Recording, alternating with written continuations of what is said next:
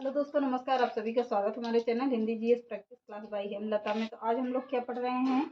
आज हम लोग हिंदी साहित्य में किसे पढ़ेंगे? दादू दयाल को पढ़ेंगे। दादू दयाल से बहुत सारे प्रश्न बनते हैं, तो आप लोग नोट्स जरूर बनाइएगा और एक एक चीज को क्लियर करते हुए चलिएगा। तो दादू दयाल के बारे में यहाँ से प्रश्न बहुत सारे बनते हैं कि सबसे ज्यादा हिंदी लेखकों में कौन सबसे ज्यादा पढ़ा लिखा है, कौन कम पढ़ा लिखा है।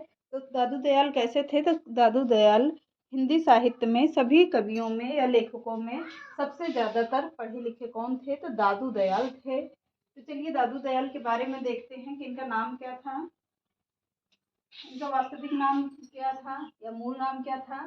तो इनका मूल नाम था दाऊद। दाऊद किसका नाम था? तो दादू दयाल का मूल नाम क्या था? दाऊद था।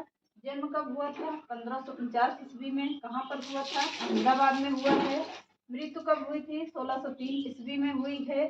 डॉक्टर राम कुमार वर्मा के अनुसार इनकी मृत्यु कब माना जाता है? तो 1601 में ईस्वी में इनका मृत्यु मानी जाती है। किसकी? दादू दयाल की।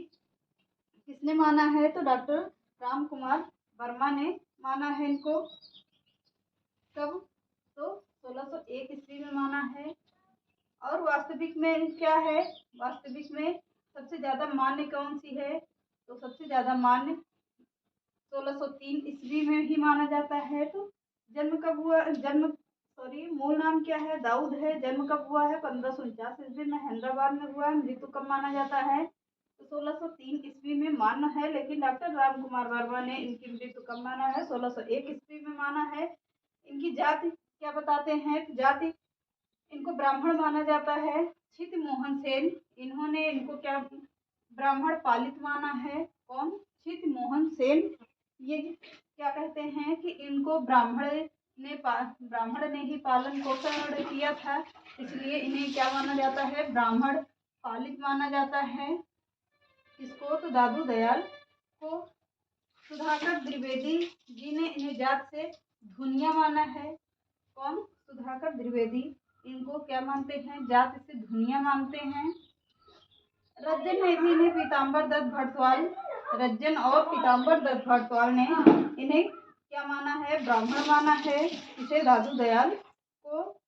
पुत्र कौन थे? पुत्र गरीबदास थे और मिस्किनदास थे। पुत्र कौन थे? गरीबदास और मिस्किनदास थे। गुरु कौन थे? बुद्ध भगवान थे। इनके गुरु कौन थे? तो बुद्ध भगवान थे। ब्राह्म संप्रदाय क्या था? तो ब्रह्म संप्रदाय के थे ये, ब्रह्म संप्रदाय के थे। शिष्य कौन थे? रज्जन, सुंदरदास, प्रागदास, जन गोपाल, जगजीवन दास और संत दास। जगन्नाथ, इतने जगन्नाथ ने क्या किया था? तो जगन्नाथ ने इन्होंने सतनामी संप्रदाय की स्थापना की थी। इन्होंने किसकी? सतनामी सतनामी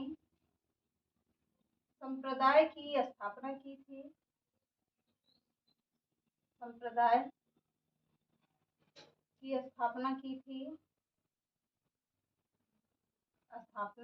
किसने किया था? तो जगन्नाथ ने किया था। किसकी? सतनामी सतनामी संप्रदाय की स्थापना की थी जगन्नाथ ने। सुंदरदास के बारे में क्या कहा जाता है? तो चलिए देखते हैं सुंदरदास को क्या कहा जाता है। सुंदरदास को क्या कहा जाता है? इनको अंदर कर लीजिएगा ब्रैकेट में। अब सुंदरदास के बारे में क्या कहा जाता है कि जब सुंदरदास 6 या 7 वर्ष के थे, जब सुंदरदास जब सुंदरदास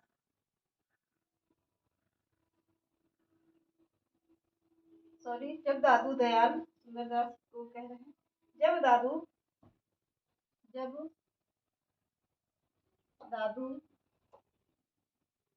दादू दयाल 6-7 यानी 6-7 वर्ष के थे तब क्या हुआ था?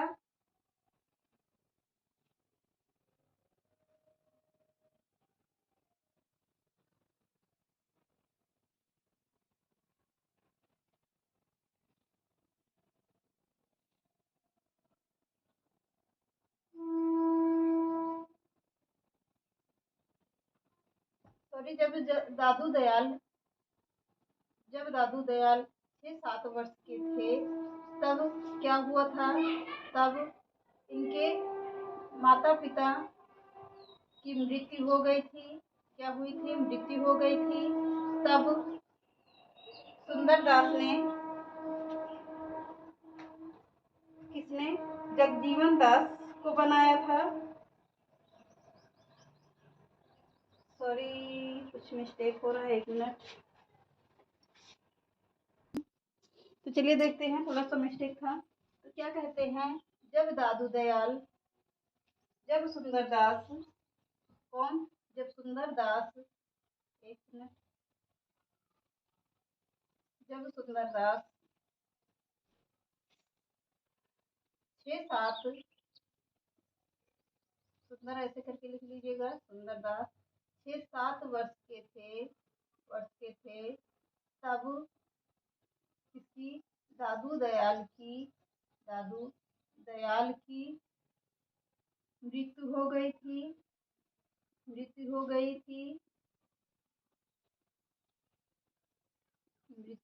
थी। तब दादू दयाल क्या थे? इनका संरक्षक किसे बनाते हैं? सुंदरदास का संरक्षक किसे बनाते हैं? तो सुंदरदास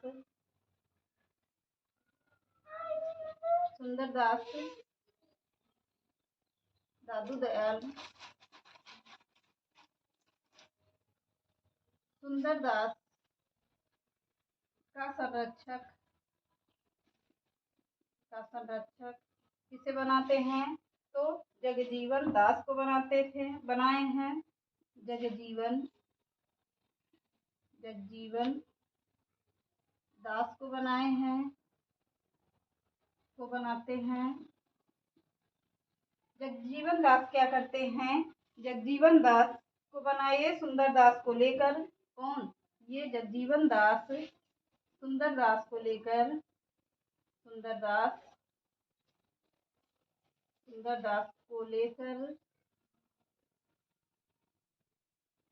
कहाँ चले गए थे? लेकर काशी चले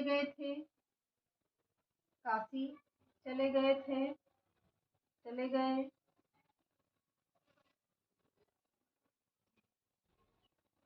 उन्हें वेदांग काशी चले गए और उन्हें वेद का ज्ञान, वेदांग, उपनिषद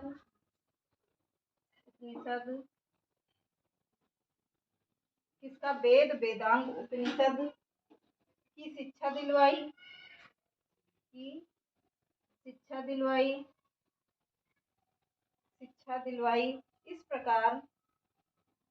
इस प्रकार सुंदरदास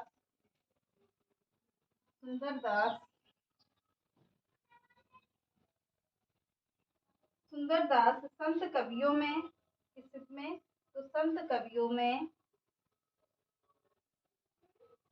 कवियों में सबसे ज्यादा पढ़े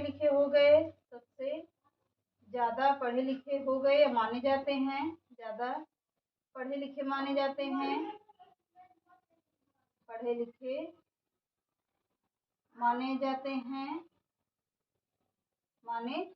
हैं।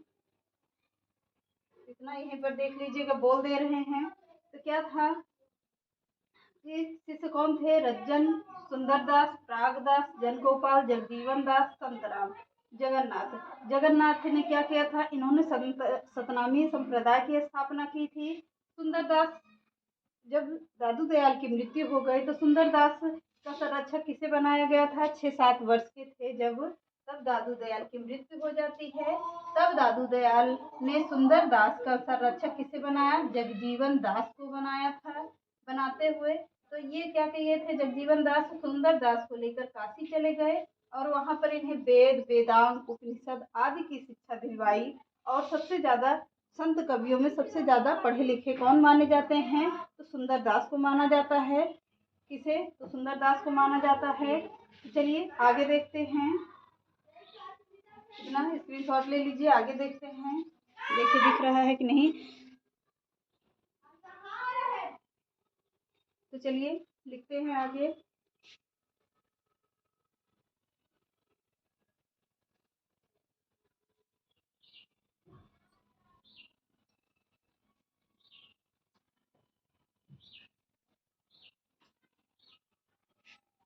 आगे नोट्स बनाते हुए लिखिएगा।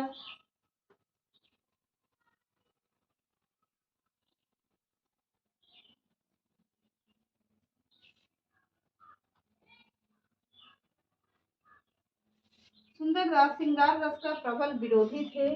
कौन? अगला पॉइंट लिखिए। सुंदरदास किसके? सुंदरदास श्रृंगार रस के, श्रृंगार रस के क्या थे? प्रबल विरोधी थे। प्रबल विरोधी थे। कौन? सुंदरदास श्रृंगार रस के प्रबल विरोधी थे। रसिक प्रिया रसमंजरी, अगला पॉइंट लिखिए। रसिक प्रिया रसमंजरी, रसमंजरी, रसिक प्रिया रसमंजरी और सिंघराही, सिंघारही, और कौन थी? सिंगारही, सिंघारही। जाति चतुराई विविध, जाति चतुराई, चतुराई विविध विधि विषय बनाई, चतुराई विविध विधि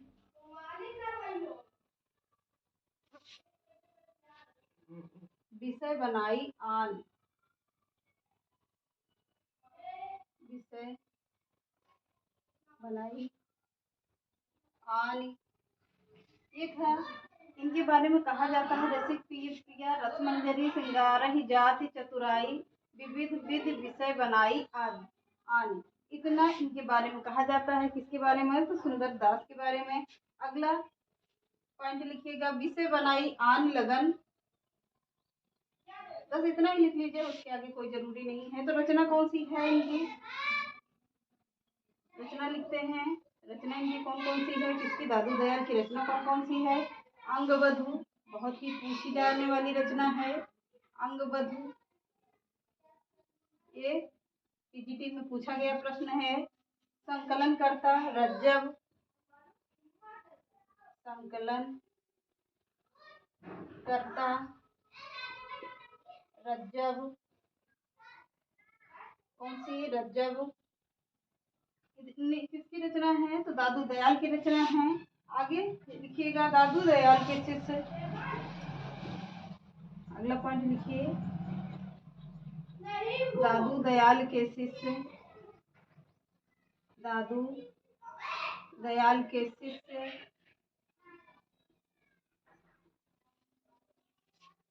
शिष्य ने संत दास और जगन्नाथ ने, शिष्य ने किसे? संत दास और जगन्नाथ दास और जगन्नाथ दास ने उनकी रचना का संकलन, उनकी रचना का संकलन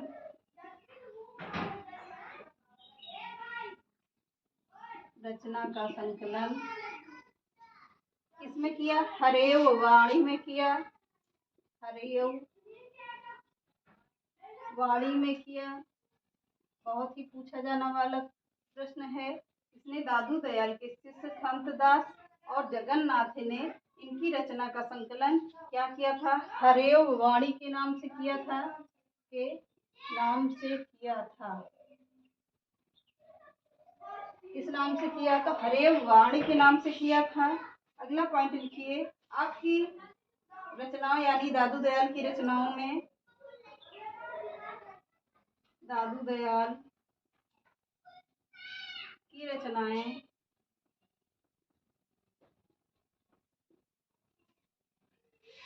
दादू दयाल की रचनाओं का प्रामाणिक संकलन का प्रामाणिक संकलन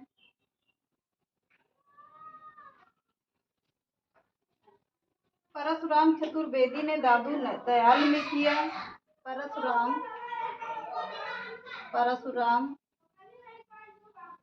चतुर्वेदी ने दादू दयाल में किया। दादू दयाल एक रचना भी है। दादू दयाल में किया। दादू दयाल में किया।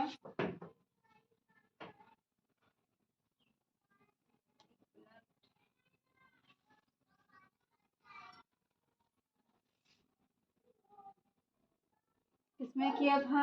तो दादू दयाल में किया। थोड़ा सा बोर्ड गिरने वाला था। भाषा कौन थी इनकी? भाषा कौन थी? ब्रज भाषा।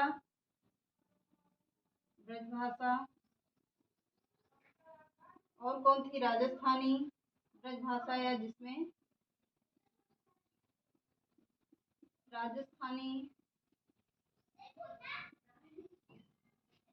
राजस्थानी और खड़ी बोली का मिश्रण है। राजस्थानी और खड़ी बोली का मिश्रण है। किसका मिश्रण है? खड़ी बोली का मिश्रण है।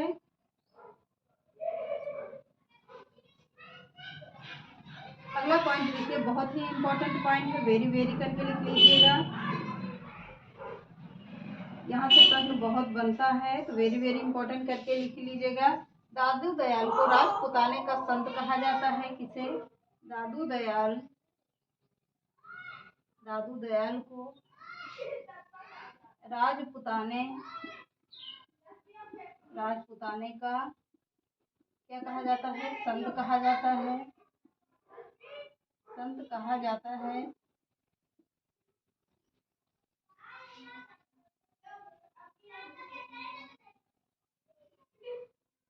अब अगला पॉइंट लिखिए, एक पॉइंट और ही इम्पोर्टेंट पॉइंट है।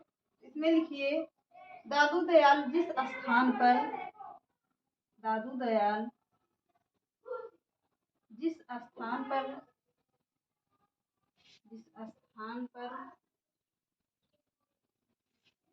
बैठकर सत्संग करते थे। बैठकर